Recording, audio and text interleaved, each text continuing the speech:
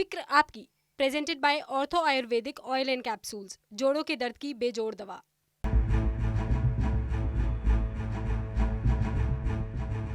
नमस्कार, कैसे हैं आप? फिक्र आपकी में एक बार फिर से आपका स्वागत है। मैं हूं आपके साथ निशांत चतुर्वेदी। शुरुआत करते हैं आपकी फिक्र की बड़ी बड़ी खबरों के साथ। आज हम कश्मीर से आती कुछ प्रवासी मजदूरों के पलायन की तस्वीरें दिखाएंगे और इनके जरिए भारतवर्ष की बढ़ती फिक्र का विश्लेषण करेंगे। हम आपको बताएंगे कि ये प्रवासी मजदूर कैसे जन्नत को संवार रहे हैं और अगर ये घाटी से निकल गए तो देश का कितना बड़ा नुकसान होगा, ये जरा गौर करिएगा।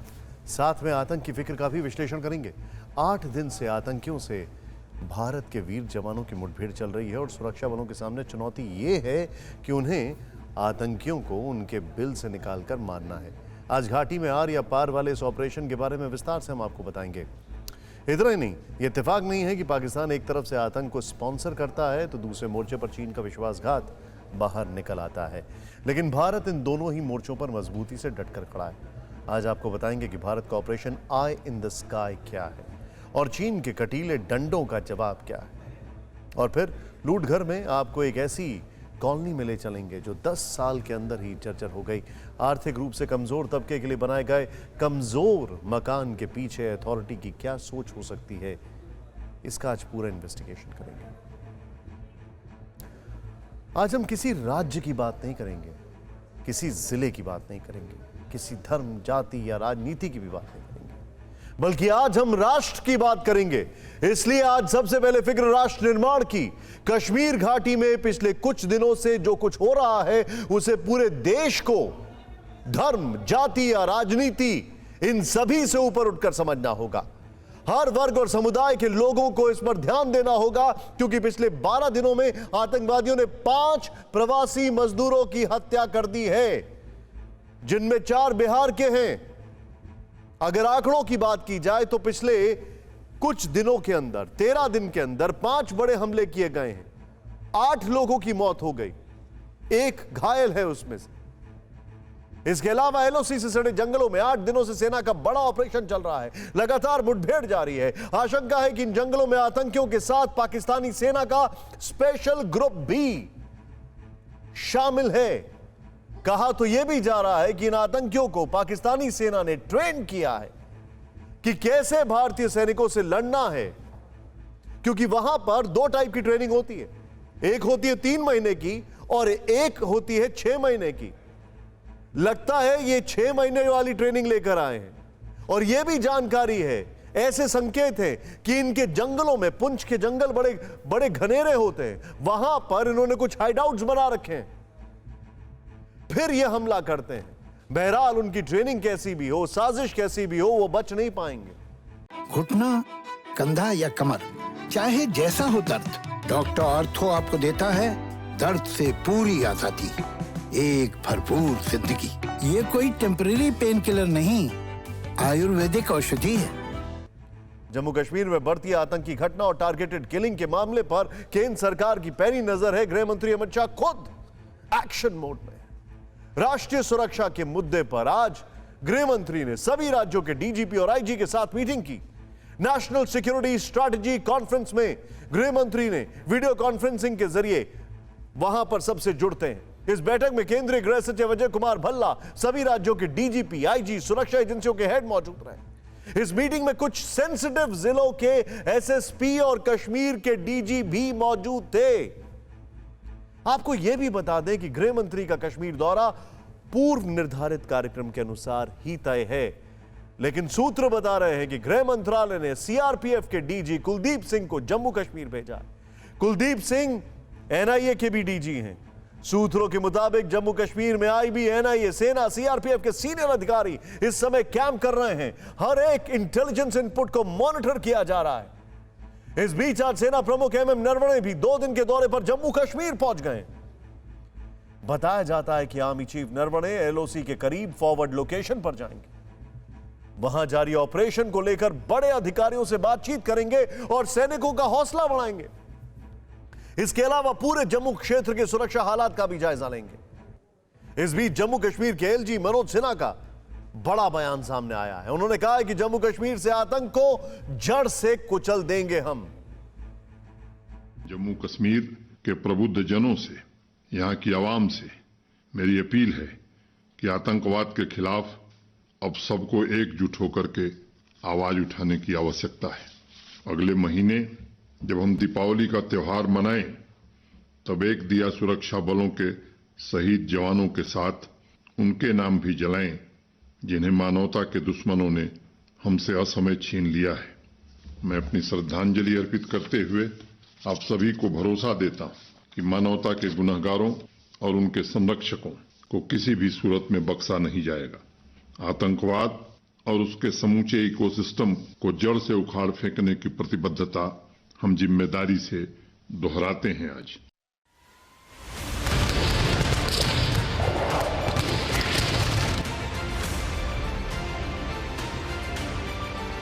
12 दिन और 5 प्रवासी मजदूरों की हत्या, ये महज आंकड़े नहीं बल्कि कश्मीर में बुज़दिल फिदाइनों के खून खराबे का नया एजेंडा है, जो 90 के दशक की तरह टारगेट किलिंग से दहशत का माहौल कायम करना चाहते हैं।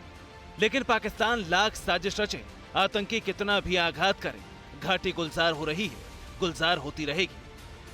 कश्मीर को जन्नत बनाने की मुहिम जारी रहेगी।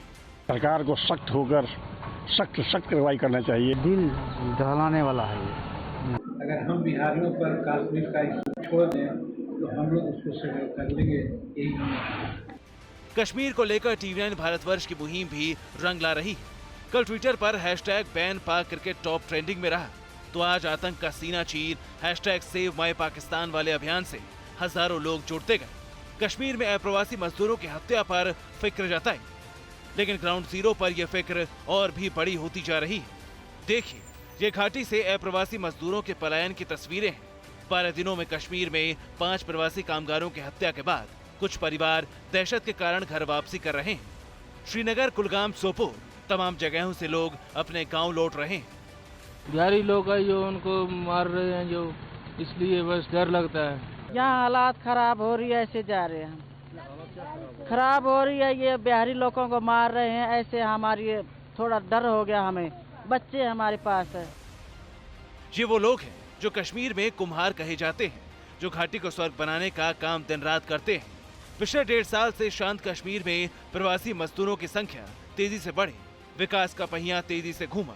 दहशतगर्दों ने विकास की इसी रफ्तार को डीरेल करने के लिए प्रवासी मजदूरों को टारगेट करना शुरू किया। 5 अक्टूबर को अवंतीपोरा में आतंकियों ने गोलगप्पे का ठेला लगाने वाले वीरेंद्र पासवान को मार दिया। वीरेंद्र बिहार के भागलपुर जिले के रहने वाले थे। 16 अक्टूबर को आतंकियों ने पानीपुरी बेचने वाले अरविंद कुमार शाह की हत्या कर दी। अरविंद बिहार के बांका जिले के निवासी थे। इसी दिन पुलवामा में सगीर अहमद नाम के कारपेंटर को गोली मार दी गई। सगीर यूपी के रहने वाले थे। अगले दिन यानी 17 अक्टूबर को कुलगाम में बिहार के 3 लोगों को गोली मार दी गई, जिनमें से 2 लोगों की मौत हो गई। कश्मीर का हालात बहुत खराब है, ठीक नहीं है, इसलिए थाना पे लेके गया हिफाजत के लिए, इसलिए हम गांव निकलने वाला है ऐसा हालत देख के। अब चले जाएंगे, अब क्या करेंगे, माहौल खराब हो गया है। अब हम लोग को भी डर लगता है, काम कैसे करेंगे इसी तरह। दहशत का माहौल में हम लोग को बहुत डर हो रहा है। हम लोग घर जाना चाहते हैं सर, कि हम लोग के पास यहाँ भाड़ा किराया भी नहीं है, इसीलिए जो है हमको घर जाना जरूरी है। और यहाँ हम डर से जो है ना, हम थर-थर कांप रहे हैं। हमारे पास मजबूरी है, किराया भी नहीं है। मतलब आतंकियों की गोली घाटी के पुनर्निर्माण में लगे कामगारों की लगातार जान ले रही है, जिसके बाद कुछ प्रवासी मजदूर घर वापसी करने लगे। बीते कुछ दिनों में करीबन 5 नॉन लोकल मजदूरों को मिलिटेंटों द्वारा मारा गया। कल भी साउथ कश्मीर के कुलगाम इलाके में एक हमला किया गया, जिसमें 3 लोग जो है गंभीर रूप से घायल हुए, उसके बाद 2 की मौत हो गई। इससे पहले श्रीनगर में ईदगाह इलाके में एक हमला किया गया, उसमें भी एक नॉन लोकल व्यक्ति की मौत हो गई। तो इस पूरी सूरत हाल पे हालांकि कश्मीर में लोगों में भी गुस्सा है। डर की वजह से जा रहे हैं ना, क्या मतलब हमारा भी कभी कुछ हो जाएंगे। हम बाहर ही रहते हैं, रेड़े लेके शाम तक काम करते हैं 8-9 बजे तक, तो कब क्या हो जाएगा, इसीलिए। पहले से ऐसी कोई बात नहीं हुई थी, हम काफ़ी सालों से रह रहे थे, हमको 8-9 साल हो गई, पहले कोई ऐसी बात नहीं थी। सर माहौल ख़राब होता है, मगर हम पे मतलब जैसे बाहर के मजदूर, उनको कभी परेशानी नहीं आई, मगर अब आ रही है। मतलब दहशतगर्द फिर से कश्मीर को उस मुकाम पर ले जाने की फिराक में है, जहां 90 के दशक में आम कश्मीरियों का जीना मुहाल हो गया था। गैर कश्मीरियों को कश्मीर में रहने के नाम से डर लगता था, और अब 12 दिनों में 5 हत्याओं के बाद प्रवासी कामगार विकास को आधा अधूरा छोड़कर लौटने लगे या फिर सुरक्षित ठिकाने तलाश रहे। देखिए, चुनौती सबसे बड़ी यह है कि ये वो लोग हैं जो कश्मीर के निर्माण के लिए, कश्मीर को खड़ा करने के लिए सबसे ज़्यादा जिम्मेदार हैं, और अगर उनके ऊपर हमले हो रहे हैं तो फिर आप सोचिए कहाँ ये सोच है। और ये कश्मीर के आम नागरिक को समझना ज़रूरी है। क्यों नहीं वो अपना घर खोल देते हैं इन लोगों के लिए। एक अनुमान के मुताबिक हर साल सर्दियों के बाद करीब 4 लाख लोग कश्मीर घाटी का रुख करते हैं। ये लोग धान, केसर और सेब के उत्पादन के लिए मजदूरी करते हैं। इसके अलावा घरेलू मदद, कारपेंटर, पेंटर, वेल्डर, खिलौना और बर्तन बनाने का काम करते हैं। इसके अलावा हजारों लोग रेहड़ी पटरी का काम करके अपना जीवन व्यापन करते हैं। और इस वक्त इन सब के, इनके पलायन से सेब के कारोबार को नुकसान हो सकता है, क्योंकि सेब की फसल तैयार है और उन्हें बागान से लेकर मंडियों तक मजदूरों की दरकार है। इसके अलावा कश्मीर के विकास के लिए कई भारी भरकम प्रोजेक्ट्स भी चल रहे हैं, जिनमें बड़ी संख्या में प्रवासी कामगार लगे हुए हैं। जम्मू कश्मीर में इस वक्त जम्मू श्रीनगर नेशनल हाईवे 44 बनाया जा रहा है। जम्मू श्रीनगर में सेमी रिंग रोड भी बनाई जा रही है। जिन गांव में बिजली नहीं है, यहां बिजली पहुंचाई जा रही है। ये काम दीनदयाल उपाध्याय ग्राम ज्योति योजना और अर्बन इलेक्ट्रिफिकेशन के तहत किए जा रहे हैं। इसके अलावा हाइड्रो इलेक्ट्रॉनिक प्रोजेक्ट्स और अंडरग्राउंड केबलिंग पर भी काम चल रहा है। हेल्थ सेक्टर की बात करें तो राजौरी, बारामूला और अनंतनाग में मेडिकल कॉलेज बनाए जा रहे हैं। जम्मू और श्रीनगर में 200 बेड के वेटनरी हॉस्पिटल बनाए जा रहे हैं। इसके अलावा अगर बात की जाए शिक्षा की, अगर बात की जाए तो शिक्षा के क्षेत्र में 22 डिग्री कॉलेज, 2 कल्चरल यूनिवर्सिटीज तैयार की जा रही हैं। जम्मू में IIM और IIMC बनाए जा रहे हैं। वहीं झेलम और उसकी सहायक नदियों पर फ्लड मैनेजमेंट का काम भी चल रहा है। तंगनार और खरीबा में वाटर सप्लाई का काम भी जोरों पर है। ये तो कुछ प्रोजेक्ट्स हैं जिन्हें आने वाले दिनों में जम्मू कश्मीर का लाइफलाइन कहा जाएगा। जम्मू कश्मीर को संवारने के लिए इस तरह के न जाने सैकड़ों प्रोजेक्ट्स बन रहे हैं, जिनमें हजारों लाखों कामगार लगे, जिनमें ज्यादातर प्रवासी हैं। तो यहाँ फिक्र बड़ी ये है कि अगर ये प्रवासी कामगार अपने घर गांव लौट गए तो फिर कश्मीर को संवारने वाले प्रोजेक्ट्स को चलाना मुश्किल हो जाएगा। सरकार को चाहे इसको हाई लेवल प्रूव किया जाए और जो इसका कसूरवार हो तो उसको मतलब भुग किया जाए, ताकि ये आइंदा नहीं होना चाहिए, क्योंकि हमारे कश्मीरियत को, हमारी भाईचारे को ज़ख्म पहुंचाया जाता है, जो इसकी हम पुरजोर अल्फाज में मजम्मत करते हैं। हम लोग चाहते हैं कि वो लोग यहीं रहे, हम उनके साथ शाना बशाना, उनके साथ कुछ नहीं होगा। हम लोग पूरे कश्मीर के लोग उनके साथ है, पूरे कश्मीर ये चाहते हैं कि वो यहाँ से नहीं निकले। एक इंसान का कत्ल पूरी इंसानियत का कत्ल है और ये हम सब के लिए जो है शर्मसार वाक़ा है। इसकी जितनी भी मजम्मत की जाए, जितने भी कड़े अल्फाज इसके लिए इस्तेमाल किए जाएं, वो बहुत कम है। घुटना, कंधा या कमर, चाहे जैसा हो दर्द, डॉक्टर ऑर्थो आपको देता है दर्द से पूरी आजादी, एक भरपूर जिंदगी। ये कोई टेम्परेरी पेन किलर नहीं, आयुर्वेदिक औषधि है। कश्मीर वहां के लोगों से और इन लोगों से बनता है जो अपनी पूरी ताकत वहां पर लगा देते हैं। अगर ये लोग नहीं रहेंगे तो फिर कश्मीर क्या रहेगा। दरअसल घाटी में सुरक्षा बलों के ऑपरेशन से आतंकी अब इस कदर बौखला गए हैं कि वो निहत्थे मजदूरों को निशाना बना रहे हैं। दरअसल एक स्ट्रैटेजी है, और स्ट्रैटेजी ये है कि इन निहत्थे मजदूरों के ऊपर हमला करके एक मैसेज देना कि यहां पर कश्मीर सेफ नहीं है। भारत की जो कोशिश है 370 हटाने के बाद, उस कोशिश पर पानी फेरने की पाकिस्तान की कोशिश है। ये सेना का सामना करने में नाकाम आतंकियों ने फिर से टारगेट किलिंग का सहारा लिया ताकि घाटी में अपनी मौजूदगी का एहसास कराया जाए। लेकिन दूसरी ओर हमारी सेना लगातार आतंक के खिलाफ ऑपरेशन चला रही है। आतंक के सफाई के लिए पिछले 8 दिनों से महाअभियान चल रहा है।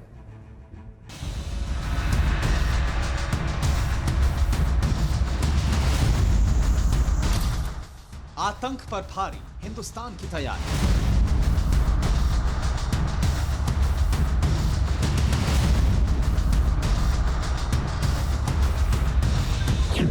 आर पार वाला ऑपरेशन जारी। पुंछ के जंगलों में पाक प्रायोजित आतंकवाद के हिसाब किताब का 8वां दिन, और इस दिन भी सर्च ऑपरेशन चलता रहा। बचे खुचे आतंकवादियों की सफाई की मुहिम जारी रही।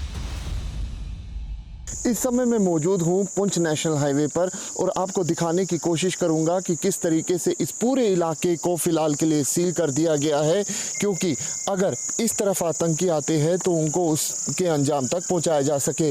लेकिन सुरक्षा बल किस तरीके से यहाँ पर तैनात है, ये तस्वीरों में भी आप साफ तौर पर देख सकते हैं।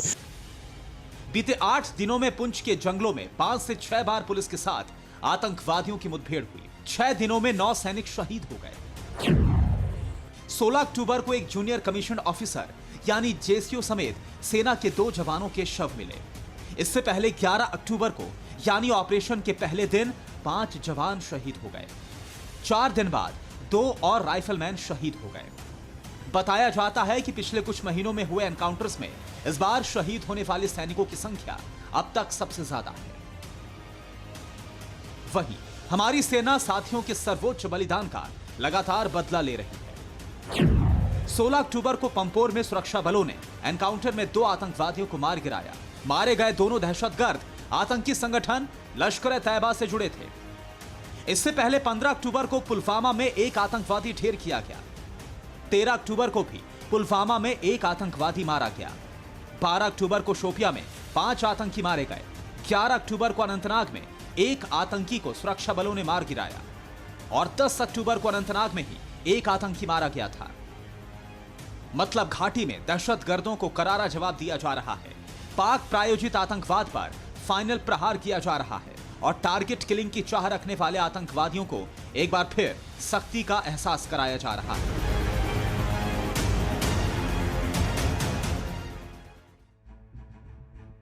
संदेश साफ है, कश्मीर हिंदुस्तान का है, कश्मीर हर हिंदुस्तानी का है, कश्मीर हमारा है और रहेगा। ये सोच हमेशा से देश के हर नागरिक की रही है।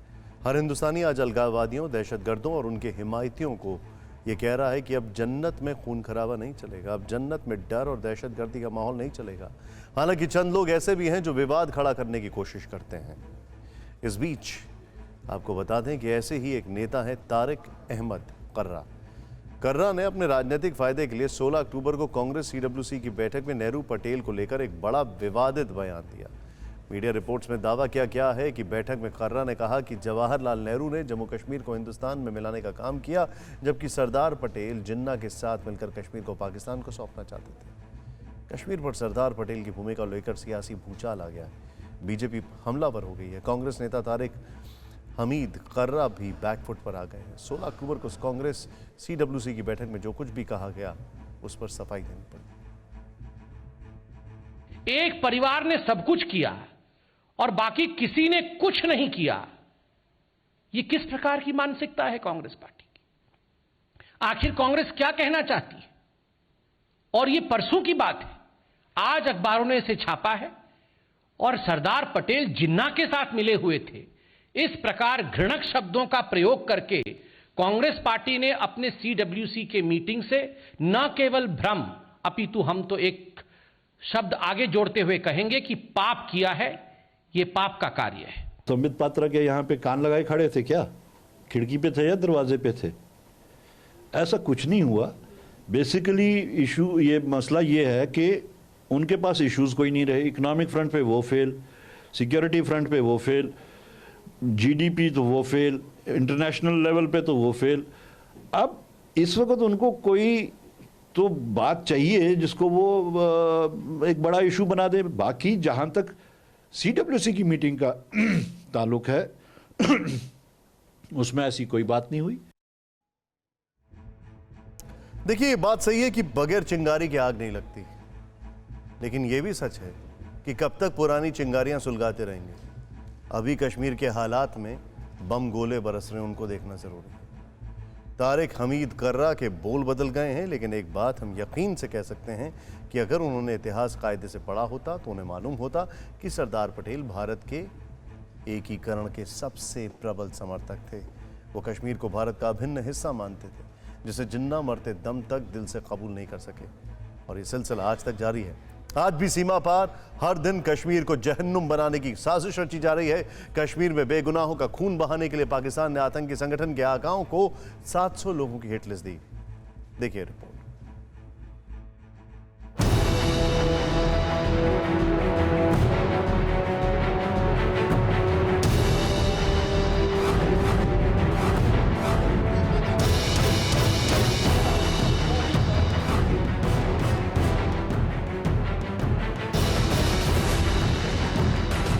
हिंदुस्तान की सरजमी से सटे पीओके में बहुत बड़ी हलचल। पाकिस्तान के कब्जे वाला कश्मीर एक बार फिर हिजबुल, लश्कर और जैश के आकाओं का एक्टिव अड्डा बन गया।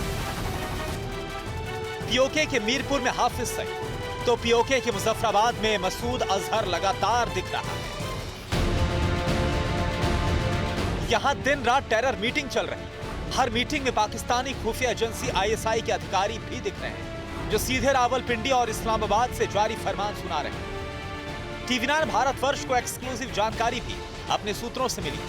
TV9 भारतवर्ष के पास पीओके में आतंकवादियों के सीक्रेट मूवमेंट की भी सुपर एक्सक्लूसिव इंफॉर्मेशन है, जिसका इकलौता मकसद है कश्मीर में हर दिन टारगेट के लिए आतंकियों को पाकिस्तान ने हर हाल में करो या मरो का ऑपरेशन तेज करने के लिए कहा है। आतंकियों के आकाओं को घाटी में आखिरी लड़ाई लड़ने का हुक्म सुनाया है। दर्जनों टेरर कैंप में आतंकी अड्डों पर बेहिसाब बारूद पहुंचाया जा चुका है। एक एक अड्डे पर सैकड़ों खूंखार आतंकी मौजूद हैं। 400 से ज्यादा तो फिदायीन दहशतगर्द हैं, जो घुसपैठ के लिए तैयार हैं।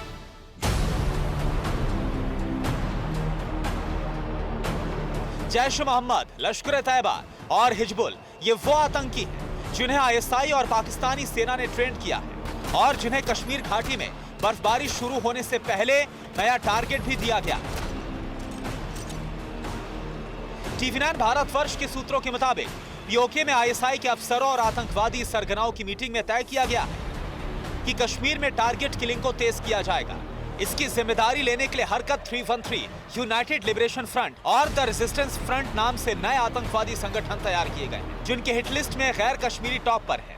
इसके अलावा आईएसआई ने शुरुआती 700 लोगों की एक हिट लिस्ट को भी तैयार किया, जिनकी हत्या से सनसनी फैलाने की कोशिश की जाएगी। इसमें नेताओं और कई कश्मीरी पंडितों के भी नाम शामिल हैं, जो घर वापसी को लेकर सक्रिय हैं। सबसे बड़ी जानकारी यह है कि इन आतंकी संगठनों का न सिर्फ नाम नया है, बल्कि दहशत फैलाने के इनके मंसूबे भी नए हैं। आतंकवादी अब सुरक्षा बलों पर बड़े हमले के बजाय आम गैर कश्मीरी लोगों पर हमला करने की रणनीति पर काम कर रहे हैं। यही वजह है कि पहले जहां कश्मीर में आतंकी घटनाओं को अंजाम देने के पीछे लश्कर, जैश जैसे नाम सुनाई पड़ते थे, वहीं अब हरकत 313, यूनाइटेड लिबरेशन फ्रंट और द रेजिस्टेंस फ्रंट के नाम सामने आ रहे हैं।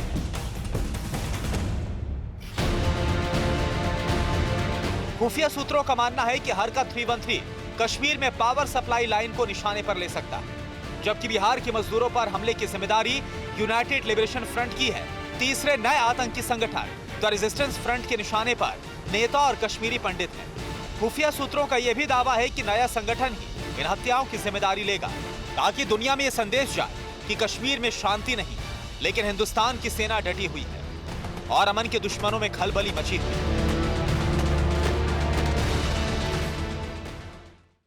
घुटना, कंधा या कमर, चाहे जैसा हो दर्द, डॉक्टर ऑर्थो आपको देता है दर्द से पूरी आजादी, एक भरपूर जिंदगी। ये कोई टेम्परेरी पेन किलर नहीं, आयुर्वेदिक औषधि है। खलबली चीनी फौज में भी मची है, क्योंकि पिछले साल गलवान हमले के बाद चीन के साथ लगने वाली सीमा पर भारत लगातार निगरानी और तैनाती को चुस्त दुरुस्त करने में जुटा है। इसी के तहत अब चीन के साथ सटी सीमा की निगरानी के लिए इजरायली हेरॉन ड्रोन आर्मी को दिए गए हैं, जो नॉर्थ ईस्ट से लद्दाख तक चीन की हर हरकत पर नजर रखे हुए हैं। लेकिन लद्दाख में मुंह की खाने के बाद चीन का फोकस नॉर्थ ईस्ट पर शिफ्ट हो रहा है।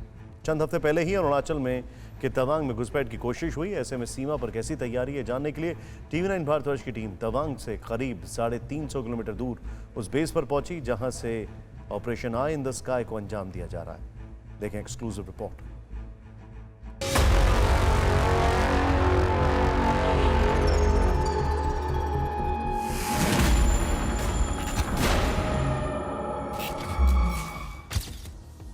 लद्दाख से अरुणाचल तक हिंदुस्तान के सरजमी पर विस्तारवादी चीन की गिद्ध दृष्टि गड़ी हुई है।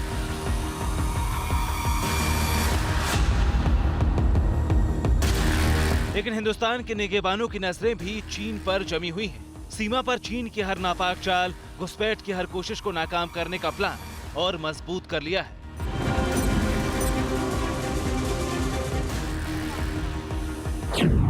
Operation eye in the sky on, चीनी फौज की हर मूवमेंट पर पैनी नजर।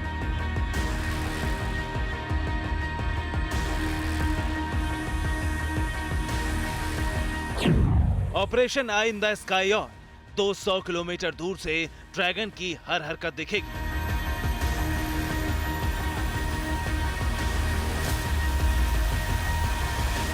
Operation eye in the sky on Missamari base से ग्राउंड रिपोर्ट।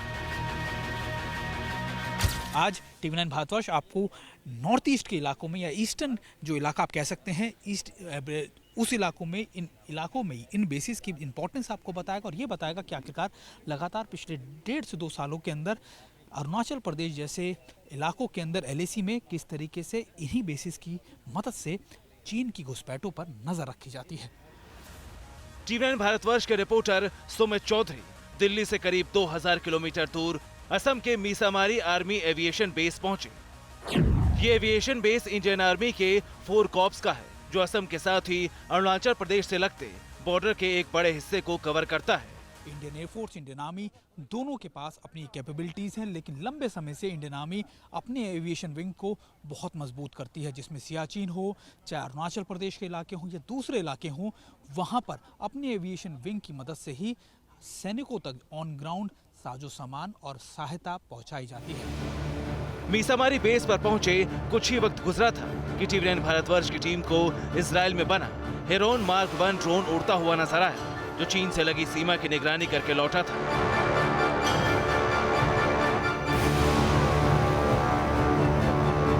ये ड्रोन 24 घंटे निगरानी कर रहा है। 30,000 फीट की ऊंचाई पर उड़ान भर सकता है। इसकी खासियत ये है कि कमांडर ग्राउंड पर होते हुए करीब 200 किलोमीटर दूर से ही देख सकते हैं कि दुश्मन क्या कर रहा है। यह हर मौसम में उड़ान भरकर लाइव फीड भेज सकता है। ड्रोन्स का इस्तेमाल खास तौर पर इन पूरे इलाकों में किस तरीके से किया जाता है? ड्रोन्स एक तरीके से हमें एक एडेड एडवांटेज दे रहा है इस पूरे सिचुएशन में, क्योंकि ड्रोन्स की कैपेबिलिटी है कि वो बहुत ही हाई ऑल्टीट्यूड में जाके आपको लाइव फीड दे सकता है। यहाँ से 300, 400, 500 लिटरली बॉर्डर में जाके वहाँ की क्या डिप्लॉयमेंट्स, क्या एरिया है, उसके बारे में आपको इन्फॉर्मेशन दे सकता है। और हेरोइन मार्क 1 की बात की जाए तो कितने लंबे समय से इस्तेमाल किया जा रहा है आर्मी द्वारा और क्या क्या इसके फ़ायदे हैं? हेरोइन मार्क 1 काफ़ी टाइम से यूज़ किया जा रहा है, सिंस आर्टिलरी के टाइम से। एंड इसके ये फ़ायदे हैं कि इसका एक तो एंड्योरेंस बहुत ज़्यादा है, आप बहुत पेलोड के साथ ये बहुत सारे डाइवर्स ऑपरेशंस कर सकता है। यही वजह है कि हमारी सेना की चीन से सटे बॉर्डर पर निगरानी बढ़ी। दरअसल पिछले साल लद्दाख में जो हुआ उसके बाद ड्रोन डिस्प्लेसमेंट में बड़ा बदलाव किया गया है और उसी के तहत हेरोन मार्क 1 को आर्टिलरी से निकालकर आर्मी एविएशन कोर को दिया गया है। आई इन द स्काई कहने को ये महज 2-3 शब्द हैं, लेकिन इनका इंपॉर्टेंस, इनकी डेप्थ आज के समय में भारत के लिए बहुत ज़्यादा इंपॉर्टेंट है, क्योंकि आई इन द स्काई मतलब सर्विलेंस उन इलाकों में जो ईस्टर्न लद्दाख के अलावा ईस्टर्न पूरे इलाकों में यानी नॉर्थ ईस्ट के इलाकों में बहुत महत्वपूर्ण है, खास तौर पर LAC को लेकर।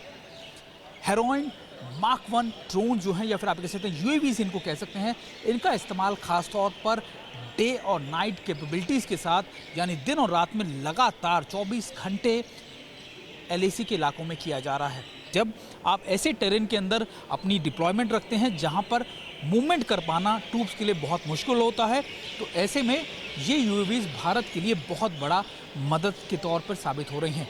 आज भारत ना सिर्फ ईस्टर्न लद्दाख में बल्कि नॉर्थ ईस्ट के कई इलाकों में, अरुणाचल में इलाकों में ऐसे UAVs का इस्तेमाल बहुत तेज़ी से कर रहा है, जिनकी नाइट कैपेबिलिटीज भी बहुत ज़्यादा पुख्ता है। टीवी9 भारतवर्ष की टीम को इस एविएशन बेस पर सिर्फ हेरोन ड्रोन ही नहीं बल्कि सरहदों की हिफाजत और सैनिकों की मदद के लिए स्वदेशी हेलीकॉप्टर रुद्र और ध्रुव भी तैनात हैं। हर वक्त एक्शन के लिए तैयार रहते हैं। मेरे पीछे है ALS ध्रुव मल्टी यूटिलिटी हेलीकॉप्टर्स, और ख़ास बात यह कि भारत द्वारा निर्मित है, HAL द्वारा, और ख़ास बात यह भी कि इसके करीबन 1992 से ये 2002 से ये इंडक्टेड है इंडियन आर्मी में, और इंडियन आर्मी इसको कई फॉरवर्ड मोस्ट लोकेशन पे इसका इस्तेमाल करती है, खासतौर पे ना सिर्फ रसद पहुंचाने पे बल्कि इवैक्यूएशन करने पर भी, और नॉर्थ ईस्ट के इलाकों में खासतौर पर अरुणाचल के इलाकों के आसपास इसका इस्तेमाल किया जाता है फॉरवर्ड मोस्ट लोकेशन में ठंड के मौसम में रसद पहुँचाने के लिए। और ये फॉरवर्ड मोस्ट अगर आप देखें तो ये आप कह सकते हैं कि आर्मी एविएशन के अंदर ही आता है, और अभी इस तरीके के ऑपरेशन दिखाने का मकसद ये है कि ये दिखाया जाए कि आखिरकार इन लोकेशंस पे जब सर्दियों में या फिर ख़राब मौसम में रसद, साजो सामान और सोल्जर्स को डिप्लॉय करना हो तो इसकी मदद खास तौर पर ली जाती है। चाहे लद्दाख हो या अरुणाचल, दोनों जगह चीन से लगी सीमा पर फॉरवर्ड लोकेशन पर सैनिकों को तैनात रखना, उन्हें रसद पहुंचाना बहुत मुश्किल भरा काम है। लेकिन ये हवाई योद्धा न सिर्फ उन मुश्किलों को आसान करते हैं, बल्कि दुश्मन के मंसूबे नाकाम करने के लिए ऑपरेशन अंजाम देने में भी देर नहीं लगाते। ईस्टर्न एरिया में ना सिर्फ फॉरवर्ड मोस्ट एएलजीज बल्कि ऐसे बेसेस, आर्मी एविएशंस के ऐसे बेसेस, ऐसे हेलीपैड्स बहुत इंपॉर्टेंट है। अभी अगर आप मेरे पीछे देखेंगे आपको ध्रुव, आपको रुद्रा और आपको हेरोइन Mark 1 जैसे आपने देखा यूएवीज भी नजर आएंगे। लेकिन इनकी इंपॉर्टेंस ये है कि खराब वेदर में, यानी जब ठंड बढ़ जाती है हाई एल्टीट्यूड एरियाज में, ना सिर्फ ये इंडियन आर्मी के लिए बहुत महत्वपूर्ण काम करते हैं, बल्कि इनकी सबसे खास बात यह है कि ये एविएशन विंग्स हमारी रसद पहुंचाने के साथ साथ, हमारे साजो सामान पहुंचाने के साथ साथ सर्विलेंस का और छोटे टेक्टिकल ऑपरेशन चला। चीन की हर हरकत पर नजर रखी जा रही है, उसे उसकी ही भाषा में जवाब दिया जा रहा है, मतलब जैसे को तैसा, और उसके लिए हमारे जवानों को खास हथियारों से लैस किया जा रहा है। इस वक्त आप स्क्रीन पर उन्हीं खास हथियारों को देख रहे हैं। एक का नाम है वज्र, दूसरे का त्रिशूल, तीसरे का सैपर पंच, चौथे का दंड और पांचवे का भद्र। दरअसल गलवान में पिछले साल चीनी सैनिकों ने भारतीय सैनिकों पर कांटेदार तार से लपटे डंडों और बेसबॉल के बैट, लाठियों से और पत्थरों से हमला किया था, जिसका हमारे सैनिकों ने डटकर सामना किया। चीन के 45 सैनिकों को ढेर करते हुए हमारे 20 सैनिक शहीद हो गए थे। लेकिन अब अगर कोई हिमाकत करेगा तो हमारे सैनिक और भी ज्यादा भारी पड़ेंगे। नोएडा की कंपनी ने एलएसी पर चीनी सैनिकों से निपटने के लिए कम जानलेवा लेकिन खतरनाक हथियार बनाए, जैसे कि ये वज्र है जो एक मेटल की लाठी है। इसमें दुश्मन को जोर का झटका देने के लिए करंट है, जो चीनी सैनिकों को अकल ठिकाने लगाने में काफी। अब देखिए त्रिशूल को, जो भगवान शिव का शस्त्र माना जाता है। साधारण त्रिशूल भी बेहद खतरनाक होता है, पल भर में इंसान के शरीर को भेद सकता है। अब उसी त्रिशूल में करंट बहाकर उसे ज्यादा खतरनाक बना दिया गया है। अगला हथियार सैपर पंच, यानी बिजली वाला ग्लव्स है। यह दुश्मन पर पंच मारने में काम आता है। ये करीब 8 घंटे तक बिजली से चार्ज रह सकता है, वाटरप्रूफ है, -30 डिग्री तक के तापमान में भी काम कर सकता है। सामने आने वाले दुश्मन को बेहोश कर सकता है। दुश्मन को निढाल करने के लिए एक खास तरह की ढाल भी बनाई गई है, जो जवानों को पत्थर के हमले से बचाती है और इसमें बहने वाला करंट दुश्मन को जोर का झटका दे सकता है। ये बिल्कुल भी लीथल नहीं है, किसी की भी मौत नहीं हो सकती इनसे। बस टेम्परेरी दूर करने के लिए, किसी भी दुश्मन को अपने नज़दीक नहीं आने देने के लिए यूज़ हो सकता है। ये UN act section 55 non lethal weapons के एक्ट के तहत बनाया गया। भारतीय सुरक्षा बल के द्वारा दिया गया एक प्रोजेक्ट था, जिनमें कि इन इक्विपमेंट्स को बनाने के लिए हमें कहा गया था। स्पेसिफिकली हम किसी भी ऑर्गेनाइजेशन का नाम नहीं ले सकते, लेकिन ये हमने भारतीय सुरक्षा बल के कई सारे बटालियंस में हमने देना शुरू कर दिया। इनफैक्ट डिलीवर भी कर चुके हैं और काफ़ी अच्छा रिस्पांस रहा है उनका, और कई सारे ऑर्डर्स और भी एग्जीक्यूट हो रहे हैं। और अब फिक्र उस बात की जो सबकी चिंता का विषय बना हुआ है, बांग्लादेश की। कश्मीर में हिंसा के पीछे जिस पाकिस्तान का हाथ है, वही पाकिस्तान बांग्लादेश में भी हिंसा की साजिश में शामिल है। बांग्लादेश के मंत्री अब इस बात को मान रहे हैं कि हिंसा सुनियोजित थी। हिंसा के पीछे उन कट्टरपंथी संगठनों का हाथ है जिनका कनेक्शन पाकिस्तान से। वही बांग्लादेश में हिंदुओं के खिलाफ हुई हिंसा से कि ढाका से कोलकाता तक प्रदर्शन हो रहा है। मांग हो रही है कि हिंसा में शामिल कट्टरपंथी जिहादियों के खिलाफ सख्त से सख्त कार्रवाई की जाए।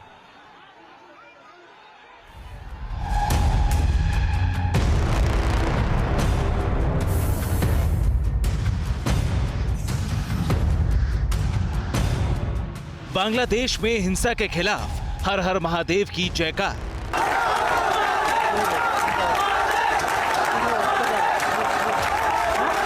बांग्लादेश में कट्टरपंथ के खिलाफ आवाम का हल्ला बोल।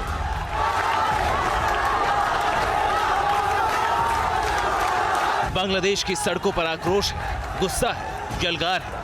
उस साजिश के खिलाफ जो पिछले कुछ दिनों से बांग्लादेश में हिंदुओं के खिलाफ हो रही, उस षड्यंत्र के खिलाफ जो बांग्लादेश के हिंदुओं के खिलाफ पाकिस्तान रच रहा है, उस उन्मादी भीड़ के खिलाफ जो पाकिस्तान खुफिया एजेंसी ISI के इशारे पर बांग्लादेश के हर शहरों में उत्पात मचा रही है।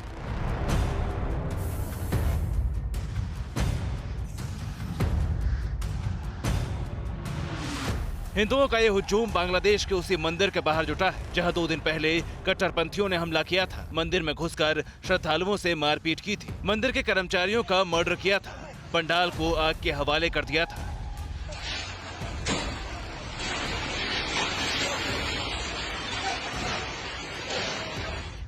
बांग्लादेश में हिंदुओं के खिलाफ हो रही टारगेट हिंसा के खिलाफ ढाका से कोलकाता तक प्रदर्शन हो रहे हैं। ये तस्वीर कोलकाता की है जहां बांग्लादेश के डिप्टी हाई कमीशन के सामने विरोध प्रदर्शन किया गया। नोआखली में मंदिर पर हमले के खिलाफ इस्कॉन ने अपना विरोध जताया। तमाम विरोधों के बावजूद बांग्लादेश में मंदिरों और हिंदुओं पर हमले थमने का नाम नहीं ले रहे हैं। 13 अक्टूबर से आईएसआई छाप साजिश का जो सिलसिला शुरू हुआ वो बदस्तूर जारी है। रविवार को रंगपुर के उपजिला पीरगंज में हिंदुओं को निशाना बनाया गया। इस्लामिक कट्टरपंथियों ने हिंदुओं के 65 घरों पर हमला किया, 20 घरों को आग के हवाले कर दिया। आरोप है कि ये उपद्रवी जमात इस्लामी और छात्र शाखा इस्लामी छात्र शिविर की स्थानीय इकाई के लोग थे। बांग्लादेश में बिगड़े माहौल और हिंदुओं के खिलाफ सांप्रदायिक साजिश का अंदाजा इसी से लगाया जा सकता है कि 22 जिलों में आरएबी और बीजीबी के जवान तैनात थे। 100 से ज्यादा गिरफ्तारियां हो चुकी हैं। हिंसा के बाद चांदपुर, कौकस बाजार, बंदरबन, सिलहट, चटगांव और गाजीपुर में हालात गंभीर बने हुए हैं। हिंदुओं पर हमले में कुछ ऐसे संगठनों के नाम आ रहे हैं जिनका डायरेक्ट संबंध पाकिस्तान से है। जमात इस्लामी भी इन संगठनों में से एक है। बांग्लादेश के गृह मंत्री असदुज्जमान खान ने सुनियोजित साजिश का जिक्र कर हिंसा के पाकिस्तान कनेक्शन के संकेत दे दिए हैं। ऐसे में सवाल है, अब तक अज्ञात लोगों के खिलाफ एफआईआर दर्ज करने वाली बांग्लादेश की पुलिस कब तक मजहबी जहर खोलने वाले असली मुजरिमों तक पहुंचेगी? Bureau report, TVN Bharatvarsh. और अब देखते हैं खबरें फटाफट अंदाज में। रंजीत सिंह मर्डर केस में डेरा सच्चा सौदा के प्रमुख राम रहीम समेत 5 आरोपियों को उम्र कैद की सजा। सीबीआई कोर्ट ने 31 लाख रुपए का जुर्माना भी लगाया। साथियों से रेप और पत्रकार की हत्या में पहले से सजा काट रहा है डेरा प्रमुख। कंप्यूटर बाबा के साथ हुए हादसे का सीसीटीवी फुटेज आया सामने। मध्य प्रदेश के बुरहानपुर में ट्रक की टक्कर से कार के उड़े पर कच्चे बाल बाल बचे कंप्यूटर बाबा। हादसे को बताया साजिश, जांच की मांग की। उत्तर प्रदेश के लखीमपुर खीरी हिंसा को लेकर किसानों ने किया रेल रोको आंदोलन। रेल की पटरियों पर बैठकर किसान नेताओं ने रोकी ट्रेन। देश भर में करीब 60 ट्रेनें प्रभावित। केंद्रीय मंत्री अजय मिश्रा को मंत्री पद से बर्खास्त करने और गिरफ्तार करने की मांग। मेघालय के राज्यपाल सतपाल मलिक ने केंद्र सरकार को सुनाई खरी खोटी। कहा उनके राज्यपाल रहते श्रीनगर में आतंकवादी घुस तक नहीं पाते थे, जबकि अब वहां हत्याएं हो रही हैं। किसानों के मुद्दे पर कहा इसके लिए वो प्रधानमंत्री से लेकर गृह मंत्री तक झगड़ चुके हैं। बीसीसीआई के उपाध्यक्ष राजीव शुक्ला ने की कश्मीर में हो रही हत्याओं की घोर निंदा। कहा जहां तक भारत पाकिस्तान मैच का सवाल है, यह आईसीसी का अंतर्राष्ट्रीय समझौते के तहत होता है। हम किसी भी देश के साथ खेलने से मना नहीं कर सकते। कोरोना में कमी आने के बाद महाराष्ट्र में होटल, रेस्टोरेंट और दुकानों को खोलने का समय बढ़ाने की छूट। मुख्यमंत्री उद्धव ठाकरे ने कोरोना टास्क फोर्स के साथ की बैठक। अम्यूजमेंट पार्क भी खोलने की इजाजत। और अब देखते हैं जो है सो।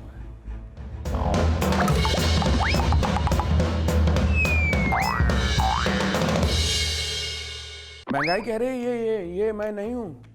मैं तो फिर भी डायन थी, कभी कभी बेकाबू होती थी और 7 घर तो छोड़ ही देती थी। ये तो ना लाज कर रही है ना लिहाज कर रही है। अजब है इसकी फितरत। इसका जिन्न इस बार सरसों के तेल की हर बोतल में बंद है।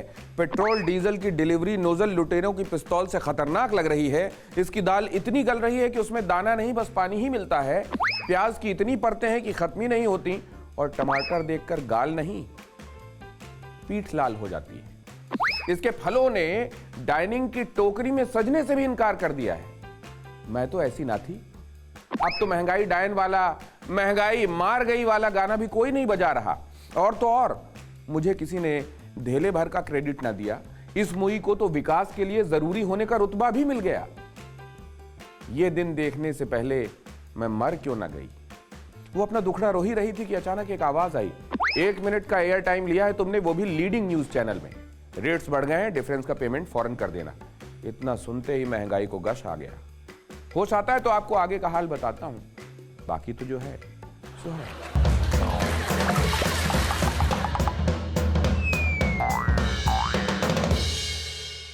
फिक्र आपकी, सोमवार से शुक्रवार रात 9 बजे सिर्फ TV9 भारतवर्ष पर।